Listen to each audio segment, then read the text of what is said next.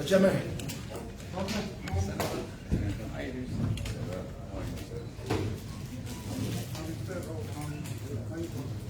Officer. Chairman, you let's start a confirmation. I will keep my mind in that. You got Kuro. That's here. What I will do. You okay?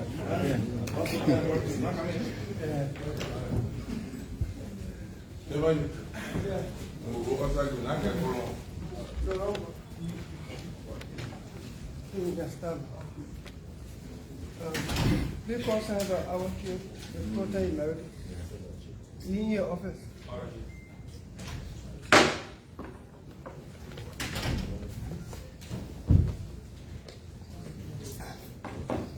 Good afternoon.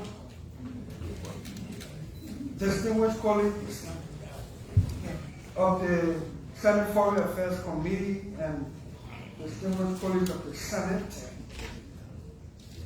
Mr. Nominee Imam Mohammed Dukuly, designated to the UAE as ambassador. The media, guests,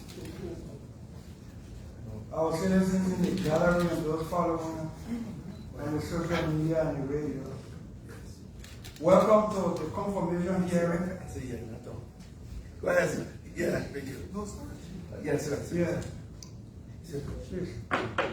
Senator Taylor, please. Welcome to the confirmation hearing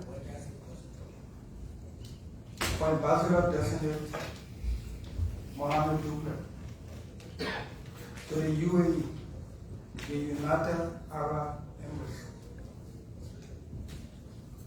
We will open with a word of prayer, followed by administration of the oath to the nominee by the Sergeant at Arms. We will have welcome remarks by the committee, following which there will be self-introduction by senators. Statement will be obtained from the nominee to tell us his vision for the role should he be confirmed, after which we will have interaction. Senators will engage with the nominee. And then after that, there will be closing statement by the committee. The Sergeant at Arms will discharge the nominee, and if any wisdom of the committee will need to continue the hearing, we will announce that. If the hearing ends today, we will conclude. Thereafter, there will be the benediction. This hearing is hereby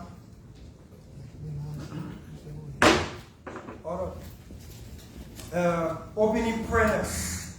Good afternoon, Mr. Chairman, distinguished senators, and invited guests. Before I pray, I want to read from the book of St. John, chapter 20, verse 21. Jesus said unto them, again, my peace be with you. As the Father has sent me, even so I am sending you. Honorable Ambassador-Designate, may the peace of God be with you if confirmed to represent our country. We know if confirmed by the grace of God, our country will be sending you through our president to another country to represent our country. May God help you to do so. May God bless you to represent us with due diligence, with all respect. Let's pray. Father, we thank you for this day. We thank you for our great people who have come, Lord, our head at the gate. So Lord, spearheaded hearing. It is important to do so, God, because they are oversight responsibility. Help them to do it. In Jesus' name we pray. Amen. Sergeant at Arms, please administer the oath to the nominee.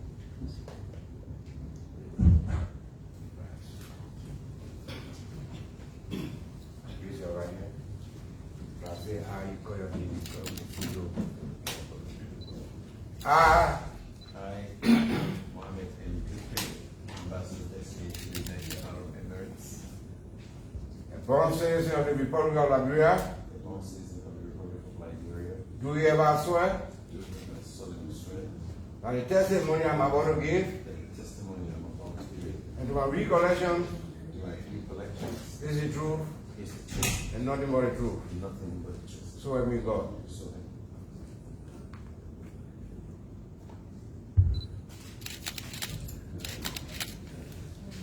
Chair, witness on the stand is qualified. Thank you, Mr. Sanya. We now in a opening statement by the committee, and we will ask Senator Amara Khan for the welcome remarks. Thank you, Mr. Chair, distinguished colleagues. We would like to welcome the nominee and family and supporters to the chambers of the Liberian Senate for the confirmation hearing of his nomination to the United Arab Emirates. I just want to say that we look forward to a constructive engagement with you and to those who have come to see him, to cheer him on. There's no cheering in here. You just listen, and the confirmation hearing will go. To the media, thank you so much for covering this, and we look forward to a constructive hearing. Thank you, Mr. Chair. Thank you, Senator Khan. We will now do self-introduction by each senator, beginning with my colleague on my left. I am Senator Senior Bonatero from Kenya County, chairing the Senate Committee on Lands and Matters.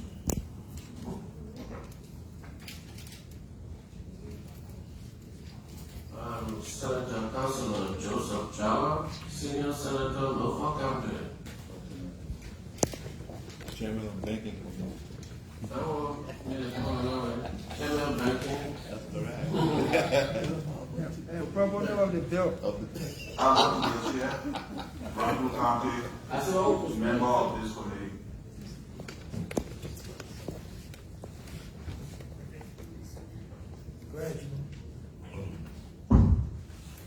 My name is Wellington T. Smith. I represent the good people of Rivers and I chair the Agriculture, Forestry, and Fishery Committee of the Liberia Senate.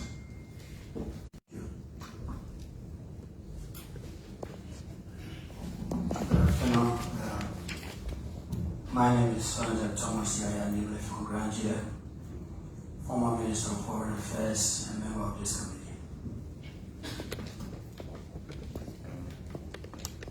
My name is Amara Mohammed Dukuly, Senator Mohammed Dukuly, a member of this committee and chair of the Senate Public Accounts and Audit Committee. I'm Abraham Barros Dillon. I'm honored to be the chair of the Senate Committee on Foreign Affairs. And with the endorsement of my colleague, I also chair the Committee on Information. I'm co-chair of Maritime and other committee there. Yeah.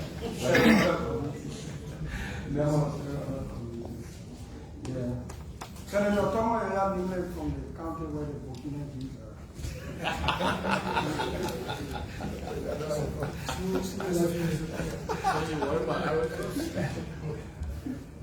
Thank you, colleagues. We have those letting up the president. We entertain statement from the nominee, but before then, I'd like to re-echo what Senator Khan said. And to remind the nominee that confirmation hearing is like a job interview. We look at every aspect to determine the suitability of the person before us to qualify him or her for the job.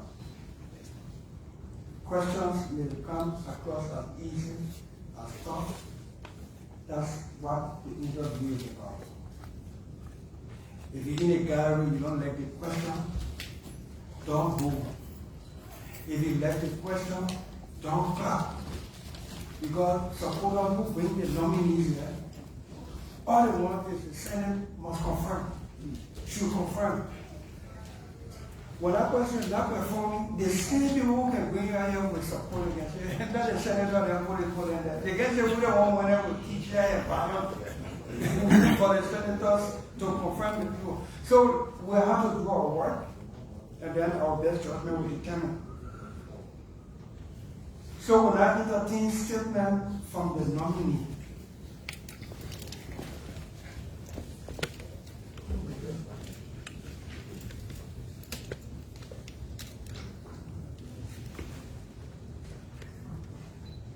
رب اشرح لي صدري ويسر لي امري واحلل عقدة من لساني يفقهوا قولي.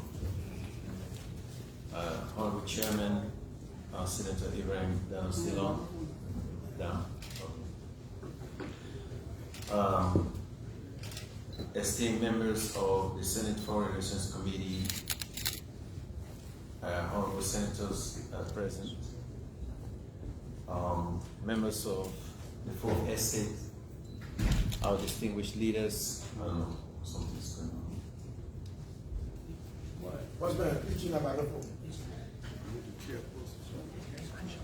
I should bring the chair closer. But the mic's face closer. Our distinguished community leaders, my children are also here. They are behind here. My brothers are on this side, uncles, family members, cousins, they are sitting here. Distinguished friends, ladies and gentlemen.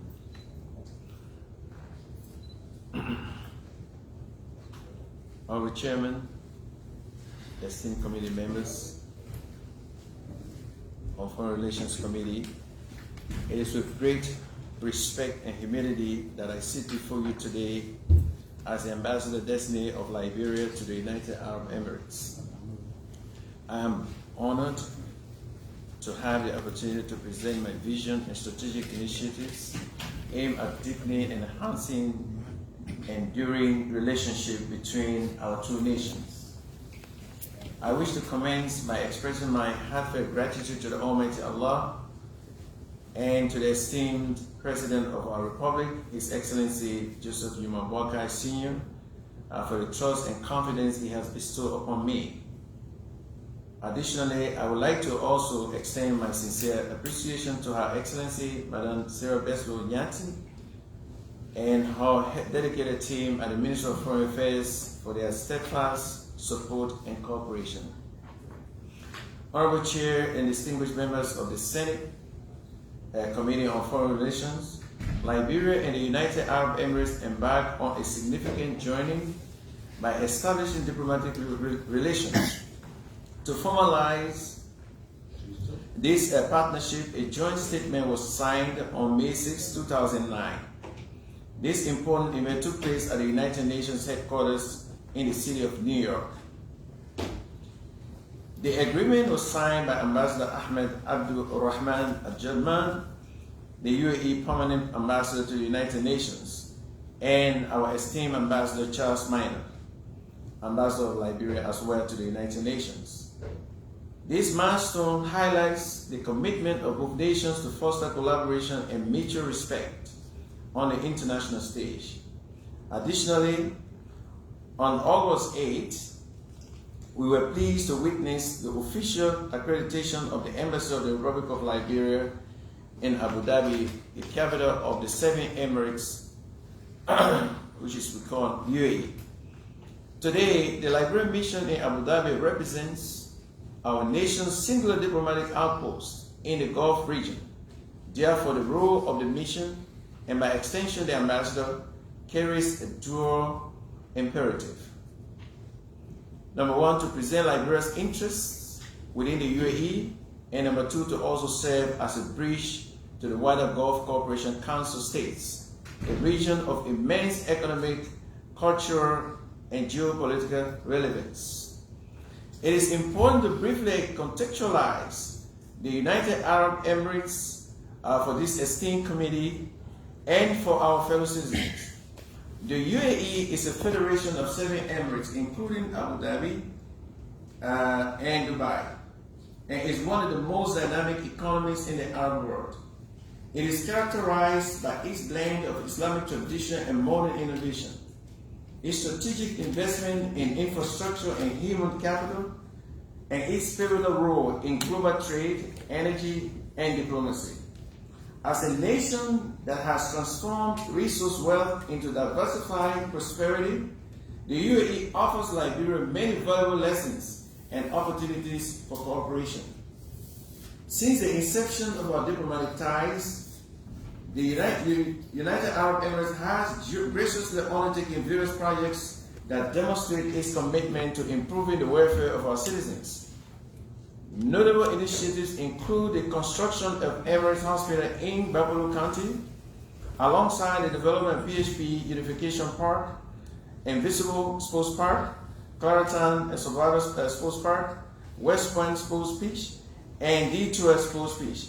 Furthermore, the UAE has made significant contributions to the 14th Military Hospital and has provided financial assistance for rural development in partnership with the Food and Agriculture Organization, FAO. This ongoing collaboration signifies the deepening ties between our nations and our shared vision for a prosperous future. As the ambassador, when confirmed, my distinguished senators, I am committed to deepening and expanding our partnership by promoting our nation's foreign policy objectives. This endeavor encompasses development diplomacy and seeks to enhance cooperation in vital sectors such as education and healthcare, technology, trade, and security under the esteemed direction of His Excellency the President and Her Excellency the Minister of Foreign Affairs. We are committed to fostering increased trade and investment between our nations, recognizing the potential of Liberia's rich natural resources and strategic geographic location. The United Arab Emirates has demonstrated its steadfast partnership in Liberia development across various sectors, including health, education, and socio-economic advancement. Through the generous support of UAE funding, numerous programs have been successfully implemented to bolster our economic growth. Our aspiration to build upon this solid foundation by promoting UAE businesses and creating valuable opportunities for Liberian entrepreneurs. We are committed to fostering investment in Liberia's agricultural sector, with a particular emphasis on key crops such as coffee, rubber, and cocoa. Moreover, we advocate for the responsible extraction and trade of Liberia's natural resources. Our administration will prioritize attracting investment in critical infrastructure projects, including roads, ports, and energy solutions, while also showcasing Liberia's rich cultural heritage, breathtaking natural beauty, and significant tourism potential. Additionally, we seek to cultivate strong relationships with the Liberian diaspora community in the United Arab Emirates, as we believe their engagement can play a vital role in driving a private sector development and encouraging investments in Liberia. Honorable Chair and honorable members of this distinguished committee and senators present, we recognize that education is fundamental to Liberia's progress. To this end, we intend to enhance our cultural exchange programs and actively promote the pursuit of higher education opportunities for Liberian students in the United Arab Emirates and on the national front. We strive to secure scholarships and provide necessary support for deserving students.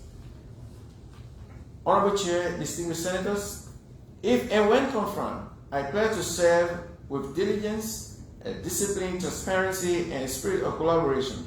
I will ensure that Liberia's interests are protected and advanced at every level.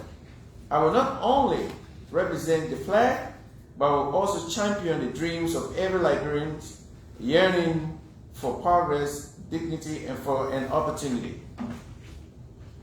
Together, we can unlock new ventures, new avenues for prosperity through strategic diplomacy and shared development. Thank you for your trust, for your leadership, and for the honor of your time today. May the Almighty God bless our nation. Thank you, Mr. Chairman. Thank you, Mr. Nominee. Do you have copies of your written speech? Yes. Okay. I just want to make sure that. All senators, huh? Right. Yes, sir. Very well. Thank you. Thank you, sir. Well, we listened to the statement by the nominee.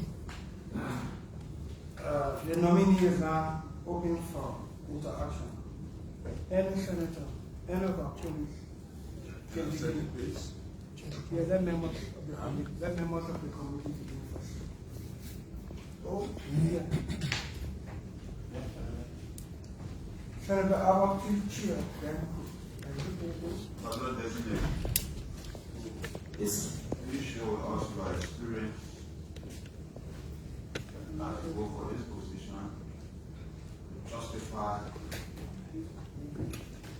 our trust you are able to handle the post? Thank you, Mr. Senator, Honorable Senator.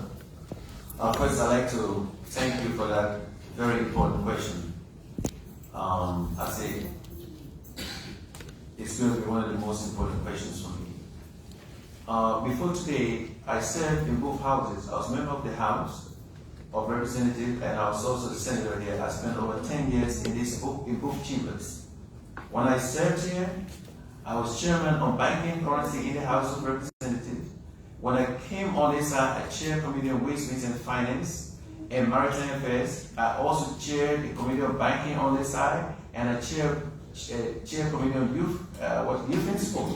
By recommendation of my colleagues to do that. So I have been in these corridors in the diplomatic community for a very long time. After the war ended, the first donors conference was even organized by the donor community. I was one of those who spoke at a conference in France, Paris, And not only that, I've spent all of my life in public service. I tell you this, the experience I have in engaging with not just local but international leaders, I don't know how much time we have to discuss that, but I can say this to you. One of the reasons why I even accepted this is because of the experience we have in this field in terms of dealing with people. I lived in the United States for over 20 years, engaging not just the local, the state, but also the federal authority. I have been privileged, perhaps, maybe, I don't know of any other person, but I speak for myself, to sit in a room with more than 2,000 United States senators asking for my opinion on a number of issues about security, about development, about healthcare, about economic condition of our people.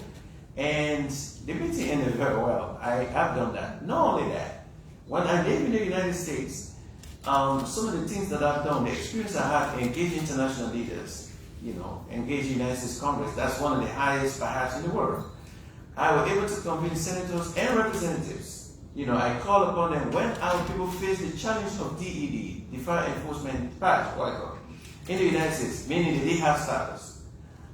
Imam Dukuly, giving my political, what I learned from here, the central experience I had, I was able to engage both the House and the Senate in the United States, where we organized, perhaps for the first time in the history of our relationship with the United States, we were able to organize more than 80 congressional visits. More than 80, from House to the Senate, and we did that. At the end of the day, we were asked to speak on behalf of people, and as a result of that campaign we launched, we were able to get the President of the United States through some of the senators to sign into law that granted status to thousands of our people who did not have status in the United States. So I am already prepared and positioned. I'm prepared and positioned for this, not because as a new president, but someone who had navigated these corridors and corridors in the international community for many, many years, over 20 years.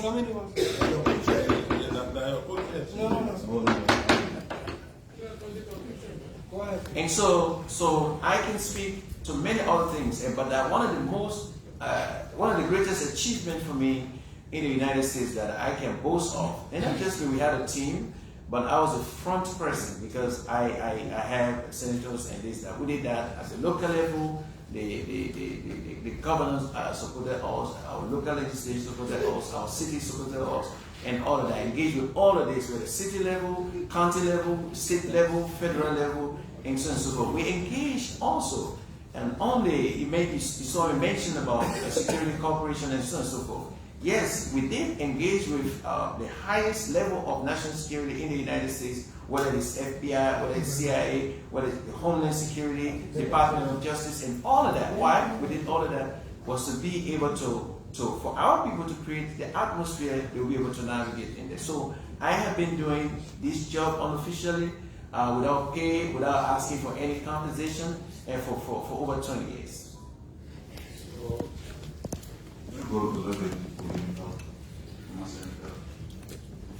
The Middle East is on fire. Do you agree? It's always been it's on fire. Yeah, we understand that there are a lot of crises in the Middle East, particularly between Palestine and Israel. It's an age-old thing. It's not new. This is about almost 80 years of conflict. It's been there. So, but I don't know the specific reason behind the question. If you were to sit that in. Gaza specifically is on fire, but Israel, Hamas, all those conflicts. You will be in the Council of Ambassadors having discussion. What would be your expectation on how to minimize it? I know this was a problem, minimize it. What I tell you is, Honorable Senator, this question is beyond and above my capacity as an individual because you'll be ambassador. Yes. Yeah, but I'm not ambassador. Yes, to UAE, but not to Israel or Palestine. But beyond and above that, I want to say something. Ambassadors do not represent their personal views. We have the president as the chief executor of our foreign policy, and the foreign minister is acting on his behalf out there. So the position of the government. What would be your advice if you are asked? More specifically, I will ask that the government join the global community to bring peace to the Middle East. How? How to bring peace there? Well, this is a negotiation that I believe is older than me. So that would be a collective conversation that the Minister of Foreign Affairs, the President, and the team, perhaps some of you on Foreign Relations Committee, to craft out. But this issue is a whole age issue. You know, I would love to see peace between Palestine and Israel any day, and I would offer that our position should be that we should push for peace between the two states. And that has been the position of the United States government, two-state solution. So I don't think that is a bad thing to support because everybody needs to be dignified. Just a follow-up. Yes, please. I'm president, I'm the chair, I can come here anytime. Okay. Just so you know. Yes. If America agree with two states, that's what I'm going because America agrees, so what would have been your advice as an ambassador in the Ambassador Council of Liberia to advise the president for Liberia's position? So if I may directly answer that, I said that for the purposes of humanity, I would suggest the same thing, two-state solution, so that the Palestine they have the state, Israel they have the state, and then maybe perhaps if I may How does it elaborate. tie with why America won? But the question I follow up on it. How does it tie? Why did you make reference to because America wants it too? No, that has always been because Honorable, the fact of the matter is that up until now, we've always aligned ourselves on these critical issues most of the time. And hopefully, maybe one day we can get an opportunity, since we are non-aligned movement member, we can maybe take a different position. I don't know what that will be, because I'm not a chief architect of foreign policy. Thank you. So Israel was taken to court South Africa for committing genocide, quote unquote, in Gaza. So what followed? Do you think Israel committed genocide in Gaza?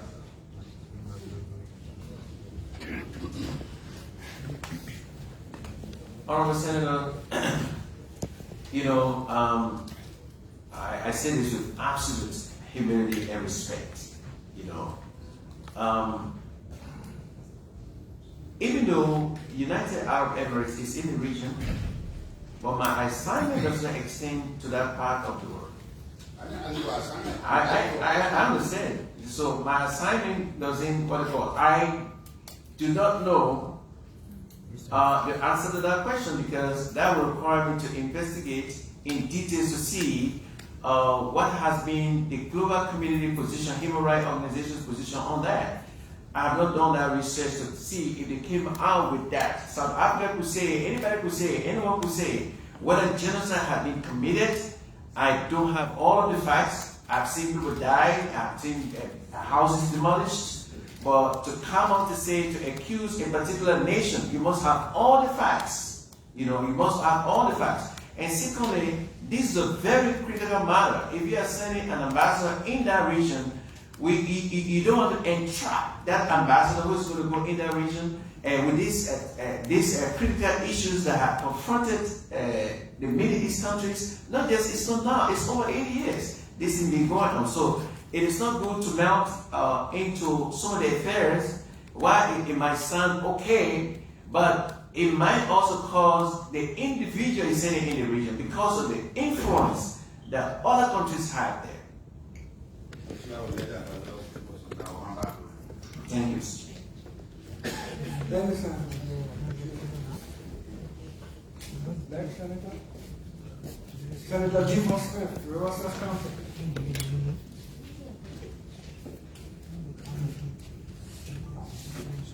Ambassador-Designate, first, congratulate you. Thank you, Mr. President. I send a man to Senator. You and I were here when you were senator, when I was legislative reporter. Yes. You know me very well. Yes. I will be specific.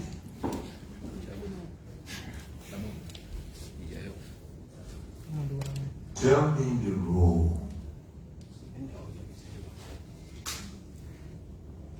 I will not want to miss a word you play in taking Liberia's maritime program from the RRR to LISA.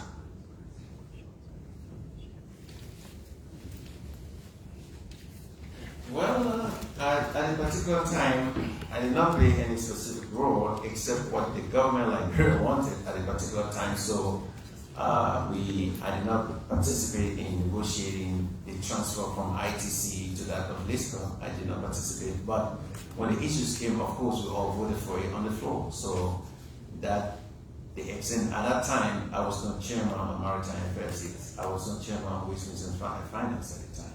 When that was transferred. Were you in favor of taking the maritime program, the registry from RRR to LISA? It was a very, very difficult situation for some of us at a particular time, knowing, having known some of the people that were involved in the ITC programs, and not because some of them were friends, some of the generals, because of what they did, and the reason that were behind the program itself. I would have loved if that would be the question for the former organization to stay with it at a particular time. But overwhelming support on the floor for the new organization, I don't know what was the driving force behind that. You know, I don't know what was the driving force, but we, at the end of the day, we all support it. I was here and I still have in my jobs. I still have some of the documents. This car was established less than a month by Cohen, all the people you know, and I know them. Some of them still around here. Purposely to take the registry from RRI. But you and I were here. You were senator, I was a reporter. When General Lee fell, you remember that name? Yes. With the RRI participant? Yes. Okay. When he came in the plenary of the Senate to testify, and the statement he made that if there was a problem between Liberia and the RRI, to him it was discussion. But taking the registry from RRI or RTC, the group, and giving it to a new or newly established entity who would have Liberia Maritime Program. And you and I know that what brought about the formation of the Marshall Army. That's the end of time. And today, how will you describe Liberia's maritime program? So currently, I am not following the development of the political something, and the very thing he said, because I also know the purpose of the formation at the time that you see these ex-generals was also was a job opportunity for them. General Lee was a friend of mine. Actually, when I opened the library, he brought a whole continent book to me. But that was not the reason. For me, was to maintain consistency, and then he promised that they were going to increase the flow of resources when he appeared before us. I was in his corner, but you have to also understand legislative politics when you have other members who have different views. If they're in majority, your view will not matter. I ask you these questions because you are going to the UAE if confirmed by the president, and you're talking about serious maritime terrorism. How tell this committee will you encourage most of the ship owners to reconsider the decision as the Marshall Islands, Panama poses serious challenge to Liberia's maritime program? What I tell you is, Mr. Honorable Senator, Honorable Chairman, distinguished senators, I think this is a national call. The agreement referred to was signed by the government of Liberia. The government of Liberia is the only one that can rescind that. But to encourage people, of course, for me, sitting before you, I said in my opening speech that for me right now, we have to change, our approach to foreign policy issues. For me, right now, it's about economic diplomacy. So just to confirm what you said, this is how we can engage business and communities to strengthen our entrepreneurial spirit in this country, to bring people for job creation and this, that. I'm already doing that even before I get confirmed. I brought people in just a couple of weeks ago, not as ambassador, from the UAE for them to invest in the solar energy. And that investment opportunity is hanging right here. It's a low food, something they want to start with 20 megawatts and so on and so forth. So yes, I would encourage anybody, any business opportunity that I see, and I'm going to be very aggressive. I will ask the chair, I will ask the foreign minister, I will ask the president, I don't just want to be, if I'm confirmed, be sitting behind the decks and the traditional pleasantries and somebody comes to Your Excellency.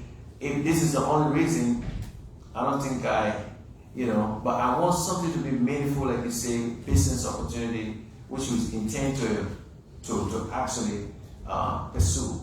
And I have people already sitting waiting for that, for us to either these are capital intensive projects, like for instance, maybe airport stuff. There are people who are looking at that, road networks, and so on and so forth. But I say this as well. Sometimes our approach also to our natural resources. We have so much in this country, but what we have not done, and this is what I said in my opening speech, that we can learn some things from the United Arab Emirates and the Gulf states.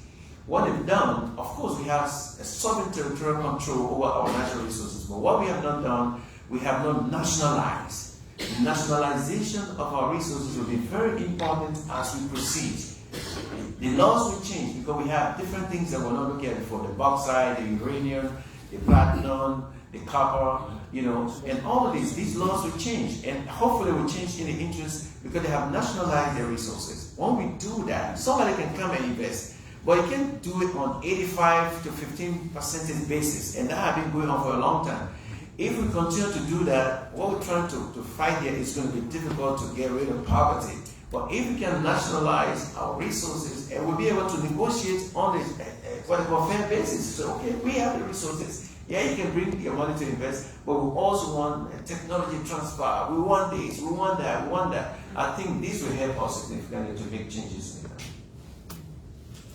Chairman, thank you. Thank you, Jim. Thank you, Senator Gifford of Riverside. Senator Jonathan Borchard of Riverside. Thank you, Mr. Chairman. And good afternoon again to you, Mr. Dukuly. Let me congratulate you on your preferred Madam President. So, a few questions and concerns, and I want this to be interactive. Can you put the camera from two faces? Yeah, probably. Did you serve? By the way, I'm the chairman of Maritime, so my questions are going to be based on Maritime. Did you serve at our bureau office in London at any point in time? Yes, sir, I did. At that point, sir, your name came up in some controversy with respect to funds being removed from the embassy, money for Liberia, in the tune of $300,000 United States dollars. And you allegedly took. And I think the Ministry of Foreign Affairs was a chair on Maritime at that point, or you were under the Ministry of Foreign Affairs. At which time, the minister was Mr. Yaya Lima sitting here. That's true? No, go ahead. At that point, it's my understanding by our records from Maritime that you were requested to come for an interview or questioning, and you responded to the very Dubai we are talking about. Please confirm or deny. The one you are on the oath. Of course, I know. So thank you so much, Honorable Senator, for this question. I'm glad that you added acts and the way you did is alleged. Yes, I did work for the Maritime Affairs as permanent representative to London. I know International Maritime Affairs. And not only I also concurrently serve as a representative on IMSO, International Mobile Satellite Organization. And for the first time, perhaps in the history of African countries, when I served, the first day I attended meeting, I was elected chairman on IMSO. IMSO is responsible for all the satellite and communication systems on the ship traversing the sea.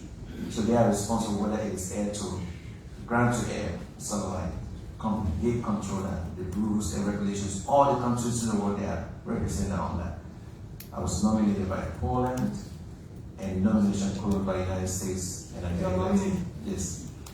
The senator asked you, So leave all your other portfolio. okay. Go straight to that one. Okay, so he did. Okay. So yes, I was in London. As a matter of fact, namely, you just referenced to the senator. He actually, when he came to open the office, I was there, escorting him to the office. Yes. So this is what happened. I was in London. G.D. Slanger, who was the Commissioner of Maritime Affairs, he sent me an email that he was on his way to London, and he did come. When he came to London, where he came with, he said he's been instructed to purchase a house for the Bureau of Maritime Affairs. There was some money that were invested by the office, and that money used to come from the shipping agency. It came to London because the reason for that is in escrow account was to be able to pay us and the staff there. We don't have to rely on the office. So it was not money sent from here, it was money saved by a certain percentage come to us to manage. So when he, the chair, the overall boss, which is commissioner, came, he said he needed to buy purchase cars, and he brought the account and he asked me, transfer. He did send me an email to that effect, but I didn't have access to that email anymore. But he did so. So yes, I did sign, and then also the second question, yes, I came to Liberia. It's not like the way he said it. I came here, I met the Justice Minister, I went to the Justice Ministry, and we met, and I said the same thing.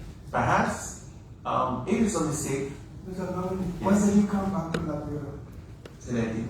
When did you come back to meet the Minister of Justice? Oh, it must have been, that was 2005 now, we're in 2005. When this incident took place, I came to Liberia. I met the Minister of Justice, and I disclosed this to him. The allegation of you and J.D. Slanger, to follow up what my colleague said, Yeah. was in 2005. Yeah. Correct? Yes. You and J.D. Slanger never came back to Liberia. I did. I came. Now I'm asking why year? It must have. It's the same year. 2005? Yeah. Which minister did you meet? Jana was the Minister of Justice. I went to Justice Ministry. I met Jana, and I told him everything. Exactly what happened. Yes. Do you know that the government are not declaring fugitive? Well, I saw that in the press. But I tell you, one of the reasons why I left. Okay. No one will say our Justice Minister, our Special Assistant to the Solicitor General. I know that. Kabila Jana was Minister of Justice. Yes. I know that for a fact. Yes. Kabila Jana as Minister of Justice, on the instruction of Judy Prime, head of government, declare you fugitive, you and J.D. Slanger, in 2005. Did you return to Liberia in 2005 to meet with Kabila Jana? You are honorable our Justice Minister. I told you, I came when this incident happened. I came to Liberia. I met Jana. It was subsequently I left, but I did meet the Minister of Justice in his office. The Minister of Justice, you met him, and the government never lifted the tap of fugitive on you. I said I met the Minister. That was before. So let's get clear. Which was before? When did you meet the Minister of Justice? After you were declared fugitive or before? Because I didn't have access to some of the media reports, but I met him before, perhaps before that was done. So if you didn't have access to me, you didn't know? So, no, I'm talking about the media reports. Right. Saying it. So I didn't have access to the newspapers whatever at the time. So how do you know that you met the Minister before? No, I met him. So how did you know it is before? So it is after. It was after. After I met him, before that thing happened. Mr. Chairman? 1 minute. Let's get in perspective so that we can be on the same page. What are you saying? You met the minister before the incident or after the incident? I met the minister before the declaration of what you make a reference to. before it happened. That's what So I'm it means you met the minister. Thereafter, the government abroad through the federal minister declared you fugitive from justice. saying. Yes, it was after. How do you reconcile that? What do you mean, how do you reconcile? If you met the minister, because I'm sure you, your answer that you met with the minister I did. who have meant that you made clarity and it was okay. Yes. If you met the minister and the same government declared you fugitive thereafter through the very minister, how do you reconcile that? Well, I don't know the rationale that came into that. When I came, I met him. I sat with him in the office. Not even more than once. He and I met. And so- Before you were declared fugitive. Yes. Very good. So after you were declared fugitive, what did you do? What have you done? So what I did was to respond also to some of the negative report in the press. Yes, I had to do that. How did you respond? I called in some programs on the EMBC and responded, and some other news articles. I did. You got evidence? Yes, I do. Senator, please continue. I do have evidence. So, Mr. Nominee, there was a check, a council check, in the tune of 300,000 that was sent to the Minister of Foreign Affairs at the time, who called the investigation. He was the head of Maritime. And with your permission, Mr. Chairman, the minister is, former minister is here. Oh, you're not witness now? No, you're not witness actually. I just want to get anything clear. No, but I want you to That's the throw some one. light. Thank you. You hear the one? Oh,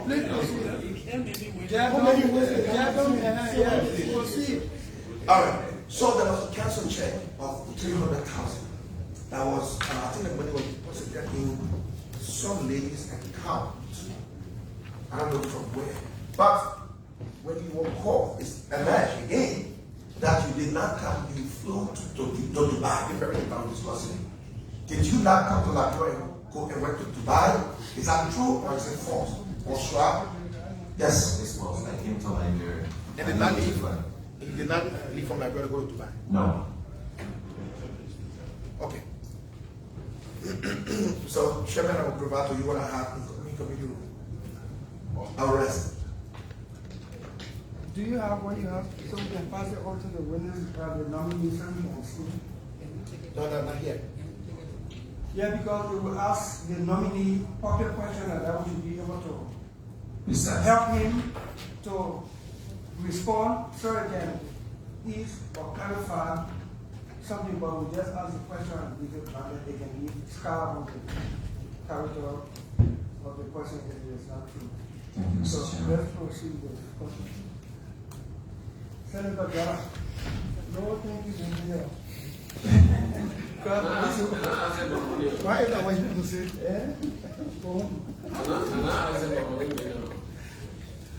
Thank you, Mr. Chair, and congratulations to you Thank you, Senator. for the preferment by the President of this high esteem. Let me start with a panorama on the Middle East. In 1903, the Jews were looking for whom to settle.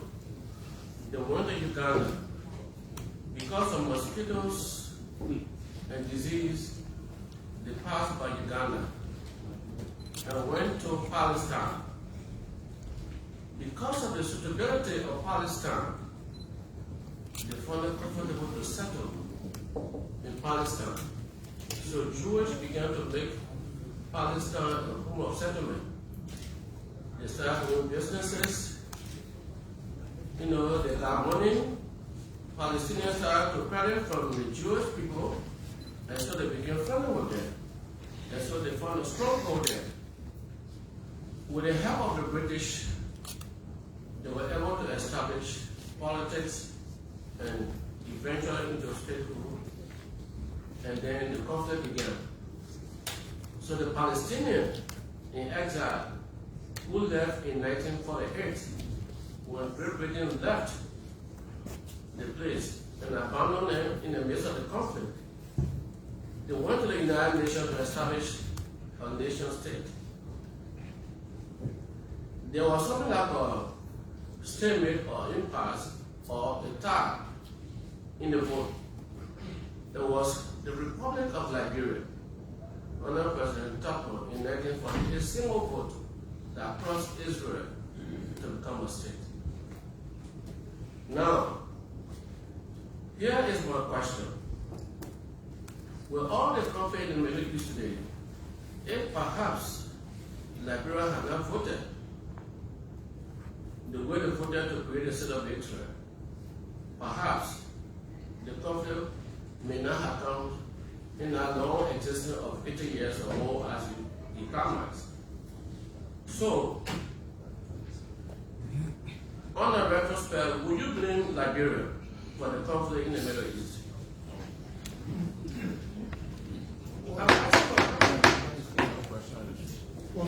We'll disallow that question. You disallow the question? Let's question the nominee on his suitability. Let's question the nominee on his suitability for the job. Okay. Yeah. Yeah? Yeah, I agree. Yeah, but you know when they made a opinion or something that happened before the... You're asking for the president? And then when I see what you guys are chief recorder start with, you know? Senator Dala, let's proceed forward. Then I will just make a remark. My remark is that he alluded in your response to one of the questions about nationalizing our resources. Our Constitution has already nationalized our resources, just for information's sake. That anything you found on the ground, they shoot to the state. So that is a de facto nationalization already, just so that, for clarity. I thank you and wish you well.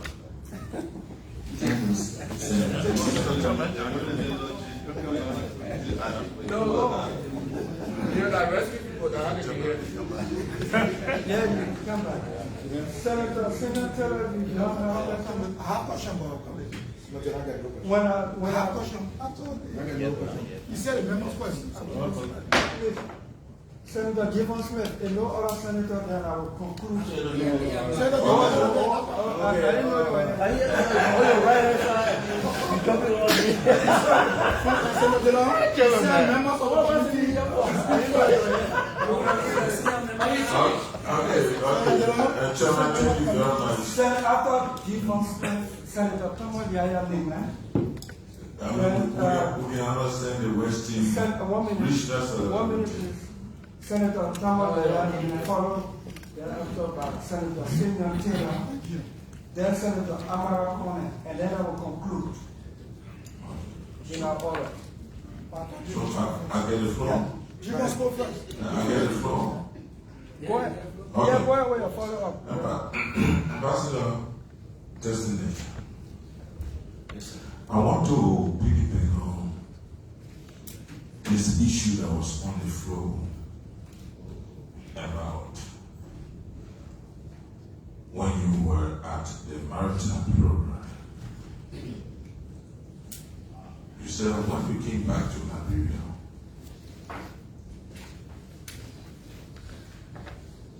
after the incident, you said you came back to Liberia, and you said you met the Justice Minister at that time, right? Yes. Please check your memory. How you left the country? So, you want to respond? Yeah. Let me interact. Very good. Excellent is how, but the why did I leave? Oh, first, Yes, I have to how answer. you left? I will tell you. And why did I leave?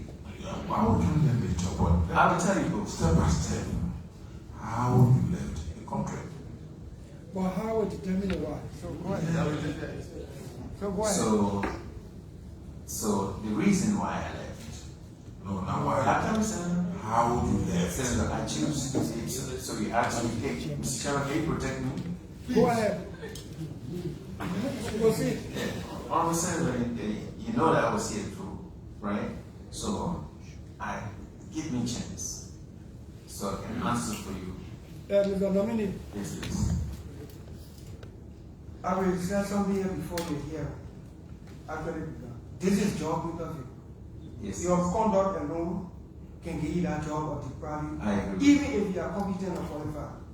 When you go for job interviews and the potential employer deliberately get drop your pen top to see whether you have the competency to pick it up. Even if you have a master's degree and qualify for that job, just by not doing that, you will lose a job. Thank you, Mr. Chairman. We know you were here before, but here right now, you are nominated.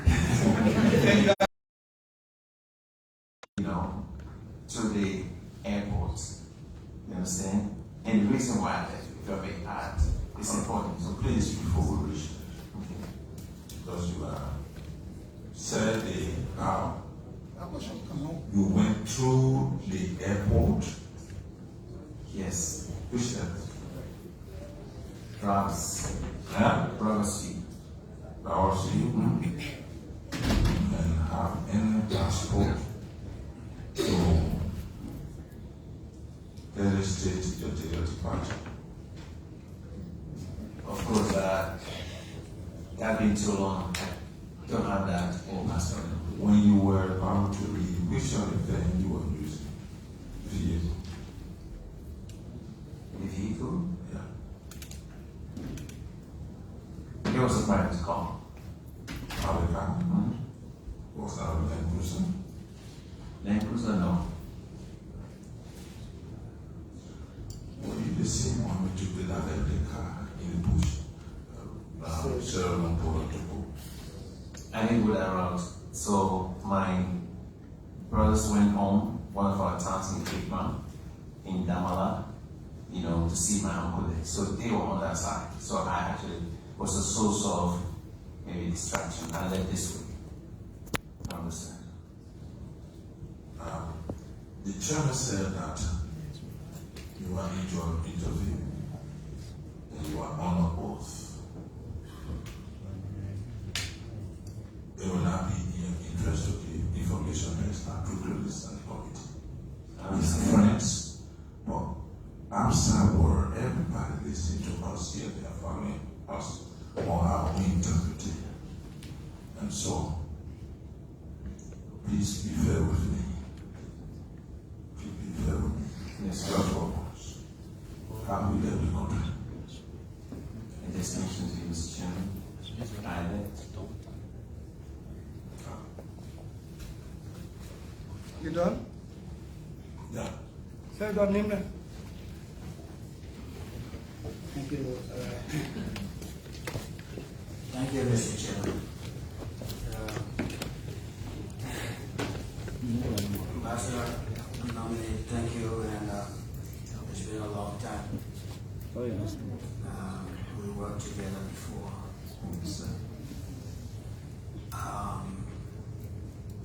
Before I speak, I'd like to recommend to the chair of this committee that this confirmation hearing should be concluded. And chambers.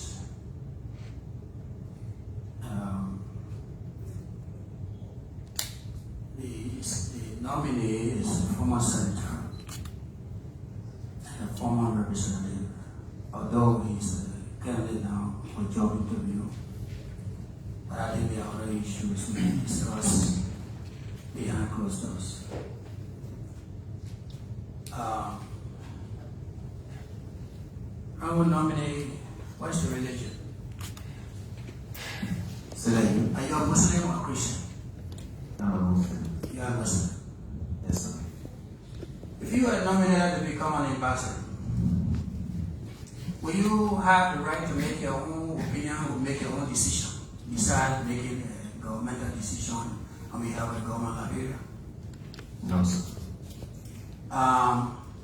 So if you are an ambassador in the Middle East, you want to make government decision, you don't have any personal opinion? What I tell you is, Honorable Senator, if the government seeks our opinion on issues because we are assigned in a particular geographic location, understanding the culture of the Mr. Nominee, I was appointed foreign minister. And a great United States came to my office and they asked me to vote against Cuba. At the time, Liberia was under sanction. Cuba had been under sanction for the past 65 years since 1956. And Liberia was under sanction. And they asked me to support them in maintaining the sanction on Cuba. You know what I said? I said no. They huff and they puff. I said no. And I called the ambassador at the United Nations to vote in favor of Cuba. The man myself suffered from the same disease. Then you asking me that I should not give him medication. That's the life we live in Africa. The people that are in Lebanon, what is the percentage of the people in Lebanon? But are they Christians or Muslims? It's your question for you, sir. Well, for Lebanon specifically? Yeah. Well, there are three set of religious groupings. Do they have Muslims there? Yeah, they do. Well, Good. The people that are in Palestine, are they Muslims? yeah, there are Muslims and They Christians. are Muslims. There are Christians there too. There are Christians there. Yes. How many Israelis in Liberia? I don't know. You don't know? I don't know. How many Muslims in Liberia? Too many. We are too many. There are many. And so Africa took a stand to take Israel to court for war crime code. And Liberia voted in favor of Israel. This government does not know the difference between war crime and crime. You don't know what war crime is. Then you just get out and bomb women and children. And you push them out of their territories to give more land. If you don't know the difference between war crime, how can you prosecute war crime in Liberia? Senator Nimra? I'm coming to the point. Go ahead. Well, all the crap.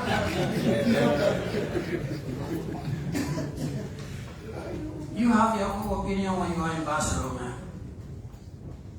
You can choose, you can make a decision. If you don't have a decision to make, then you consult your foreign minister. And I was hoping you would say I will consult my foreign minister. Oh, we didn't give me a chance. I understand that. I didn't have the chance to speak. I understand that. Mr. Chairman, I am asking for a close meeting to conclude this confirmation hearing. Thank you very much.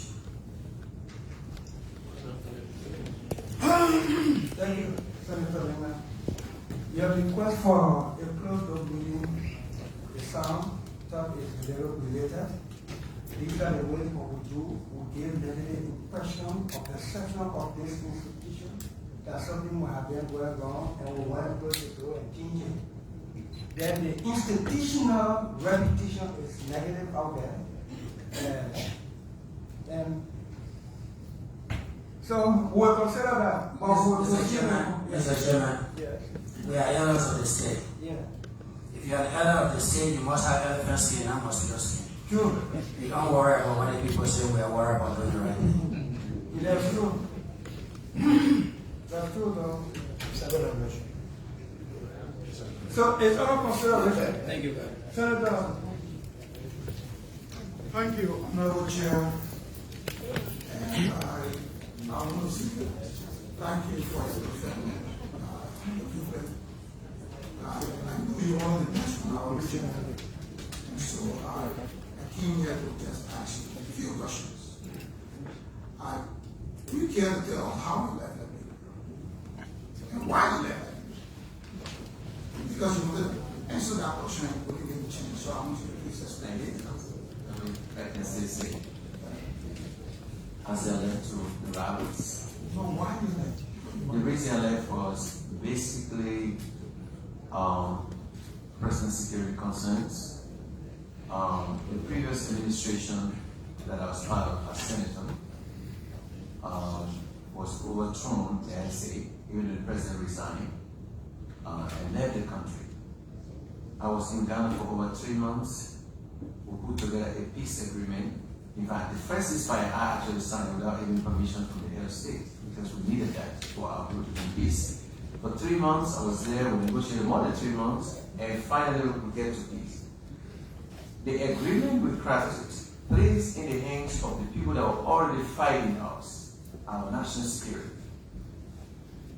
And I was a senior member as a senator in that previous administration. I couldn't feel secure and safe in the hands of the same people who fought us. You know, it might not be the leaders. I'm not accusing the leaders, but it could be the young men in the corridor who are in charge of guns, of national security, whether it was police, NSA, and this, that. So that was the only. Yes, sir. You serve as senator from when to when? From 1997 to 2003. And then you became Liberian permanent representative to the IMO, correct? Yes, sir. From when to when? From 2004, I can't remember the month exactly, to 2005 when this incident that you referenced took place. So the NPP government was, quote unquote, overthrown by 2003. Yes. And you served in the next government Yes. up to 2005. Yes. How does that now bring your security in question, for which you fled the country? How do you tie that together? That your government was kind of overthrown and so it's safety issue. When you work in the other government that overthrew your government, the arrangement that's supposed to have overthrown your government. Thank you so much, Mr. Chairman, for and distinguished senators. So here is the reason I had a concern. I just mentioned I was not concerned about the leadership, right? When this incident took place, I did not speak to it here in the country. It could have been just by mere perception. Somebody will say, well, he's going to say something negative. And I have nothing negative to say about J.D. Slander because he came to me as chairman or commissioner of maritime affairs and asked me this issue. Why you like the company? Because I wanted to get. That's what I said. That's okay. I like the company because of personal security concerns. You are going to will you care to tell me as to your experience with UAE? How long have you been living there? Do you know their culture of family? Thank you so much, Mr. Chairman. I started going to the United Arab Emirates since the 90s. I established a relationship. I met the founder of that nation, Sheikh Zayed, and he had promised to do some development, but because of the intermittent war, I couldn't realize some of the promises he made. He sent the head of his foundation from UAE to this country. I met all his children. The one that replaced Sheikh Khalifa Ambassador, may Allah have mercy upon him. I met Sheikh Sultan. I met Sheikh Mohammed, who is there now as a head. I met Sheikh Maktoum in Dubai, and his son Mohammed Rashid Maktoum. I met all of them. And so that promise is still outstanding because it was noted. I even traveled there. I went to the foundation. They have all this information kept there. So the culture of the United Arab Emirates, number one, is deeply Islamic. Deeply Islamic. And they have some other cultural values. Number one is hospitality. But their hospitable nature is so good to the point they want reciprocal action. The way they receive you, you should receive them the same way. So I'm well familiar with the culture, with the system there. Okay. You were talking about diplomacy. Which sector were you looking at meaning when you were there and confirmed as ambassador? Say education, health, or which you were looking at as a key priority? Thank you, Mr. Honorable Senator, for asking this question. As you know, everything in this country is a priority. We look at all of the sectors. Agriculture, key areas will be agriculture, maybe extraction of natural resources, and then infrastructure, maybe roads, the seaports, the airport, all of these things, maybe also energy. We can look at all of this. And then also student exchange programs. So I'm really, really concerned about that. There are areas where we can seek for funding for scholarships and this for our young people to also participate, since the UAE in the Middle East is leading this IT or AI programs where we can also be trained in this area. So I am concerned about that, and I will go after all of that. From the confirm. Just like I was confident candidate dominant and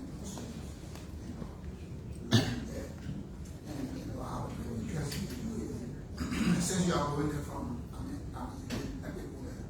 as ambassador, we pray that you focus to help our country in certain sectors. And I want to say thank you for your preferred.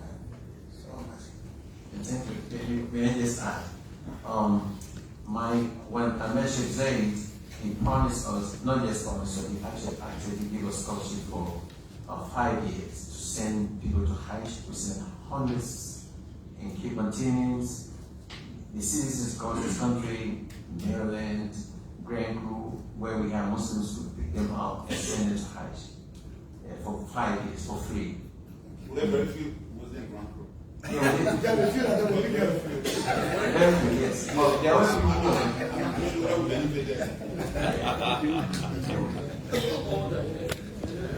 Just keep that in mind. yes. Thank you, Senator. Taylor, you done? Yeah. Good. I saw the camera.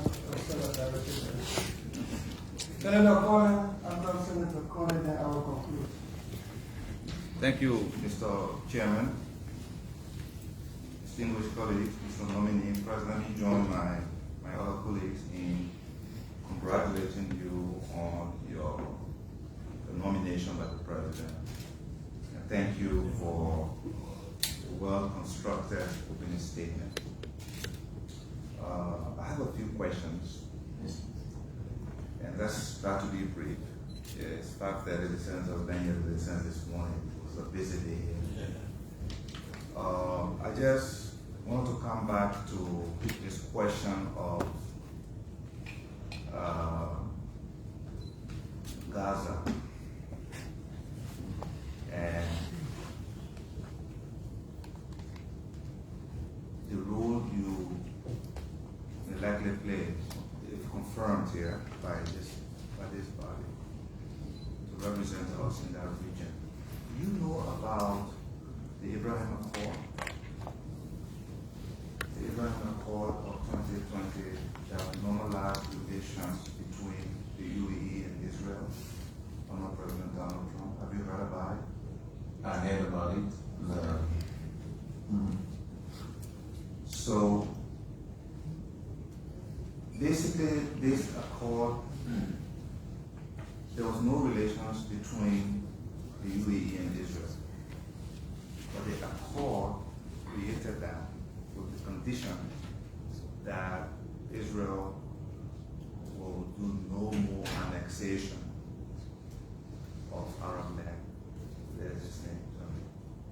That is an accord that is accepted by the international community. That is an accord that has now established diplomatic relations between Israel and the UAE.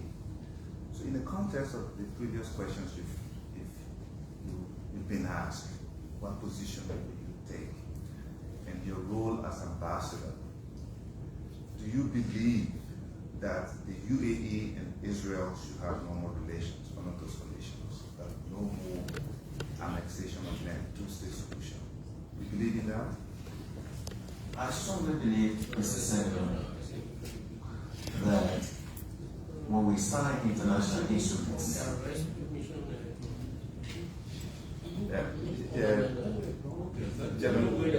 Mr. Jala, please.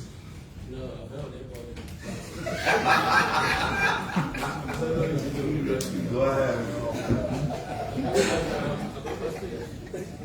Thank you, Honorable Senator, and esteemed senators.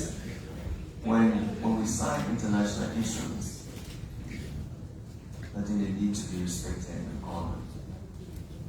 But if, for any reason, if I were to be asked a personal question with respect to that, I would ask them to respect the accord and stop the secession of territories, of Palestine. Thank you. Maritime program. When you were here as a senator during the NPP regime, I suppose, right? Yes. Did you personally or directly participate in the negotiation that awarded the maritime program to Lisca away from the other company? No, sir. That was an executive function, correct? It was an executive stuff. So they did a negotiation over there. Yes. And then they sent the instrument here to the legislature. Yes, sir. Were you the only senator that voted for it? No, there are several senators. So Overwhelmingly. you just happen to be among them, correct? Yes. I have a different. Yeah. Kind of question, that kind of question is but the question is so high level. Because that man, that question is known as leading the women. No, brother. Proceeding that man. I know the chair in the way. I know that. Leading the women. I'm learning from you.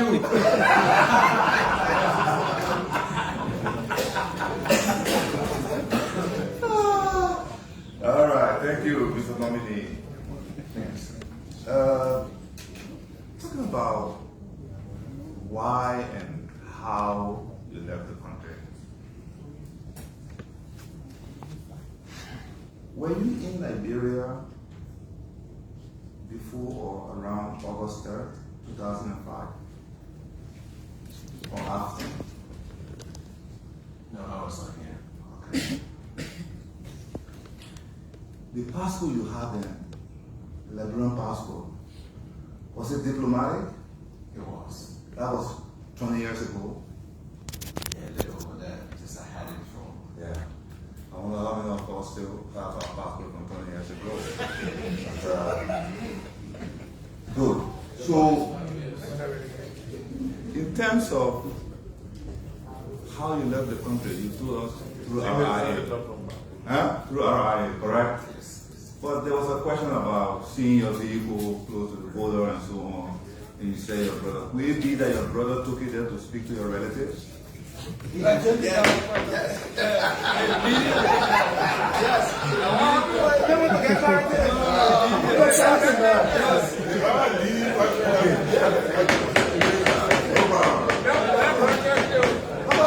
How about why you left? You talk about security concern. When you were a senator, you were chairman for big committee, so you enjoy security privilege, correct? Yes. When you became maritime representative and you came back here when that incident happened, did you enjoy the same security? No, the atmosphere was not the same. Have you ever taken up residence in the UAE since you left Liberia? No. Where did you go? I went to the United States. Fine. How long were you in the United States and which state? I was in Minnesota for over 20 years. What did you do there? I so many things. One, first before I even started to do the construction of a community center for Mars for the West African community, we're engaged in policy issues. Jeff Tamba and I worked together on AIS, African Human Services, where we were able to change policies through the school districts, creating equity policy in school districts, healthcare equity in the United States, where we have access to what you call insurance to be able to go to the hospital, educational system, change a lot of things, even the food in the school system. We're able to do a lot of work along these lines. And some of the things that we also did when Ebola crisis ensued here in Liberia, I called upon our friends in the Congress, United States Congress, the senator and the representatives that came to us, and then we organized the Ebola task force. Even as I speak to you, still exists. I will call on the President of the United States.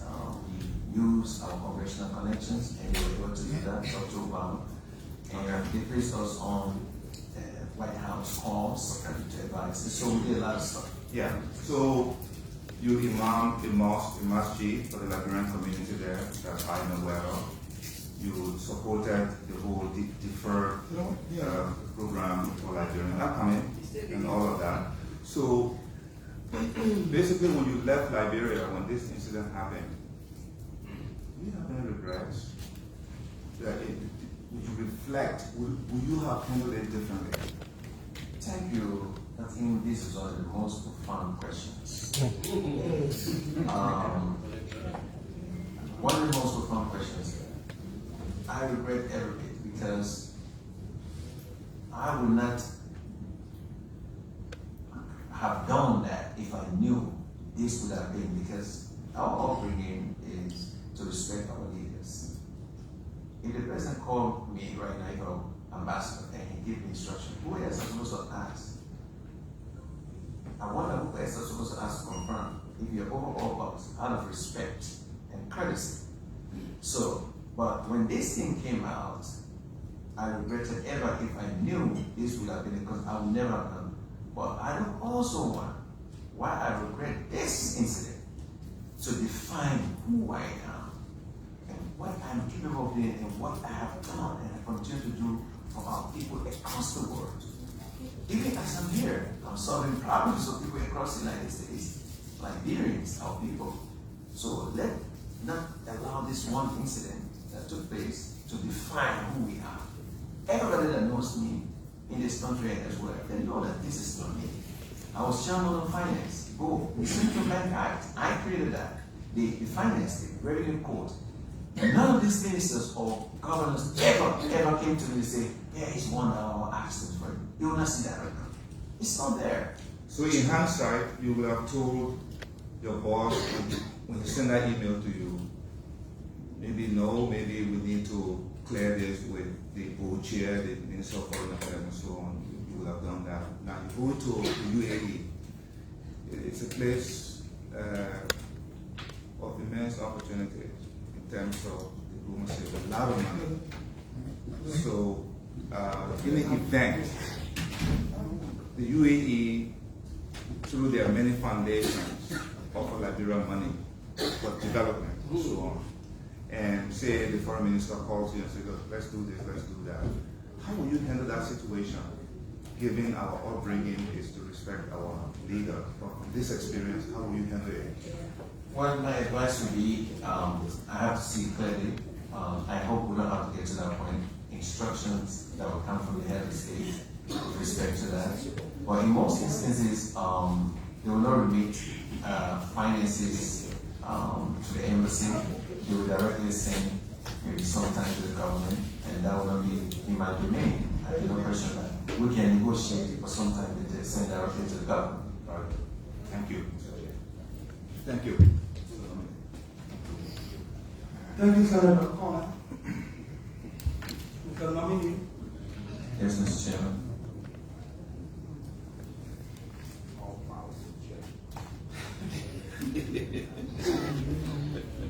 One incident can win a lot of things. Yes, sir. It only depends on how you handle it. I will tell you two things. In 2009,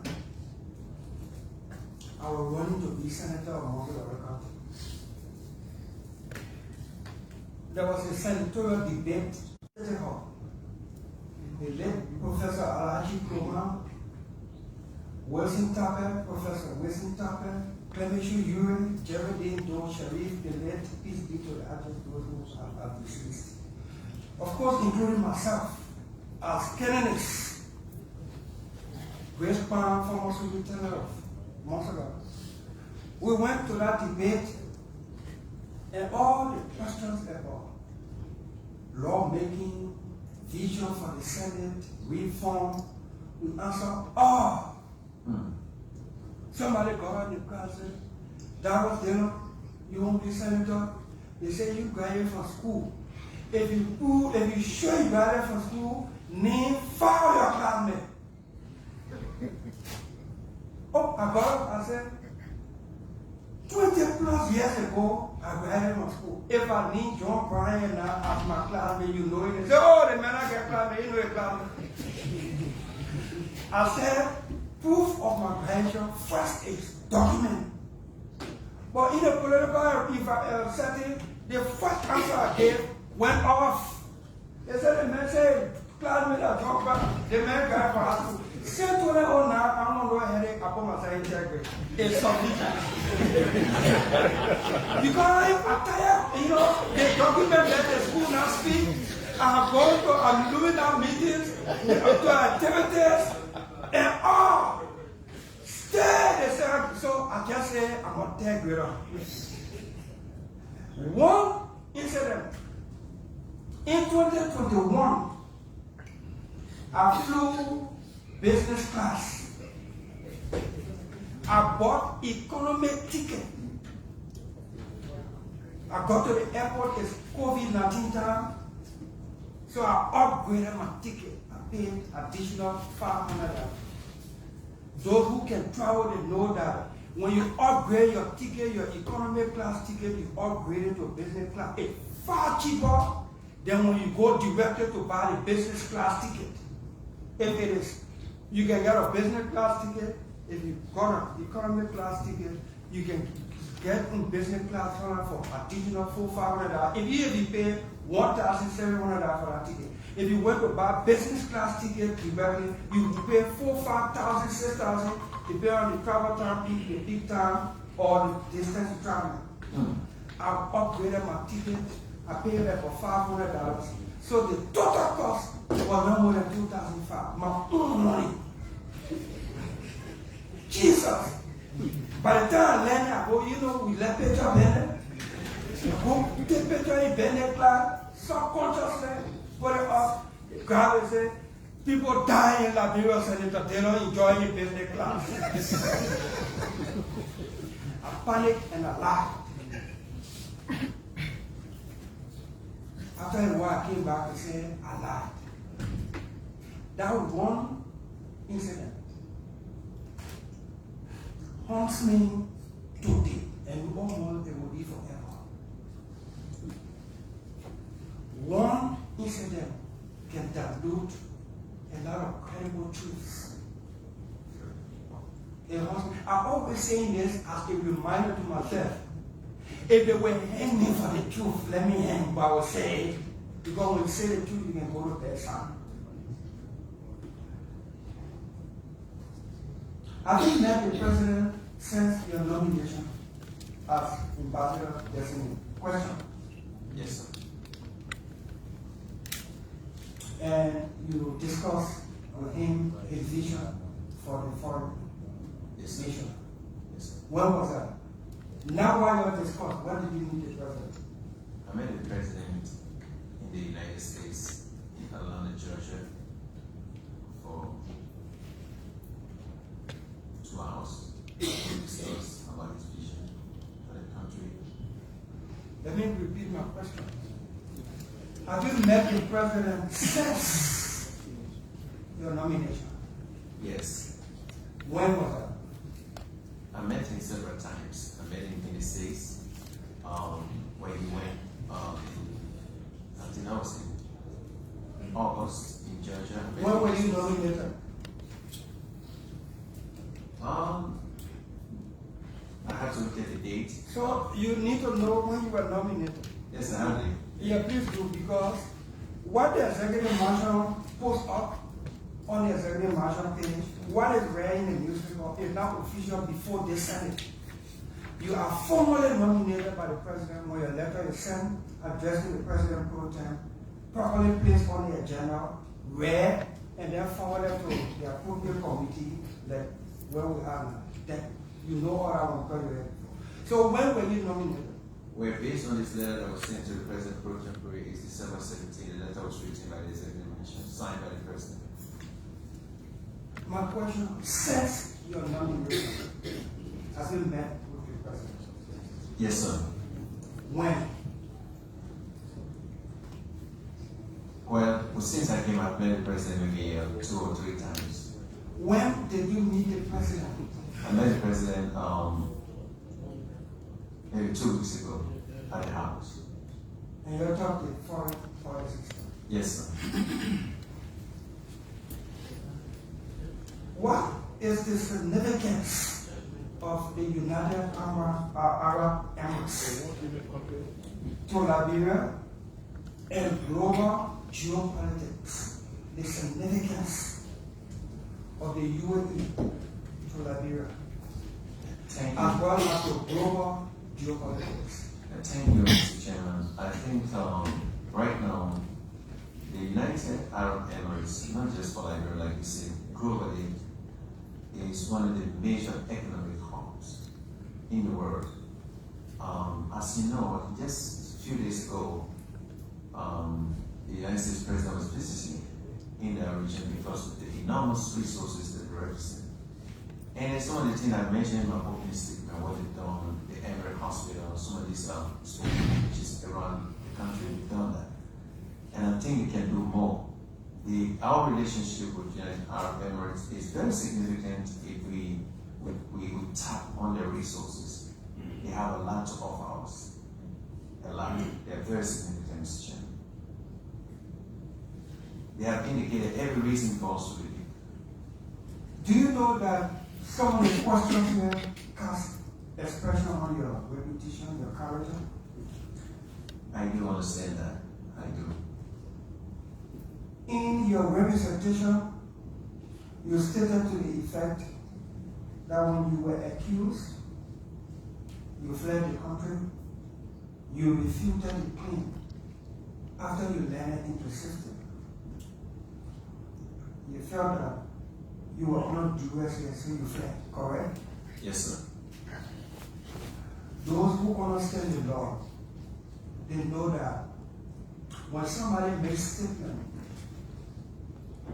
under duress, duress is a life-threatening situation, environment.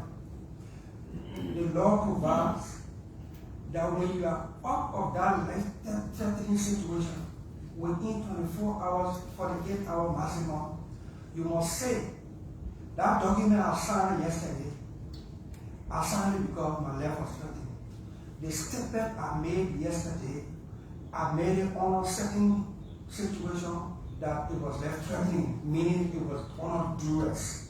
Once we are free from or of that duress within maximum 48 hours, you must refute and challenge that thing. When you fled this country out of duress for security, safety, did you refute those claims? Question. Yes, sir, Mr. Chairman, I did. How? I did call in some programs in those days at EMBC, and I still do have the evidence for that. And Audio recording? Yes, sir. Any newspaper? Some of the people that I know that I spoke to, some of them have already passed. I don't know how to have access to that, but yes, I do have some of the recording. Any print? Digital print? Because we want those evidence compiled to submit to the committee. I can do that, Mr. Chairman. Then the committee can make a determination. I can do that for you, Mr. Chairman. Father,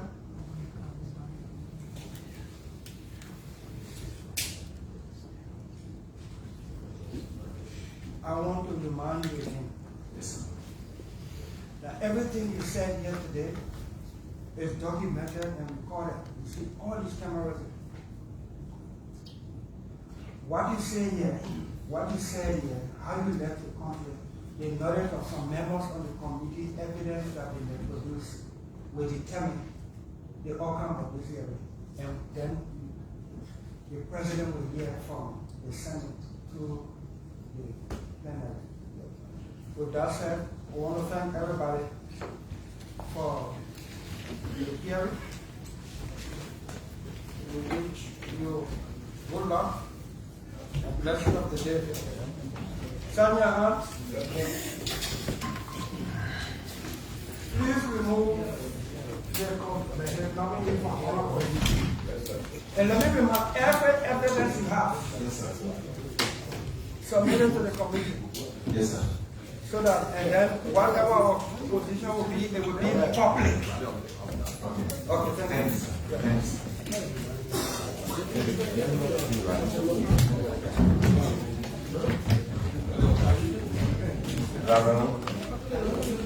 By virtue of my position, the attorney general, the chairman, the members of the Senate Standing Committee on Foreign Affairs, to hear about this guy. Thank you, sir.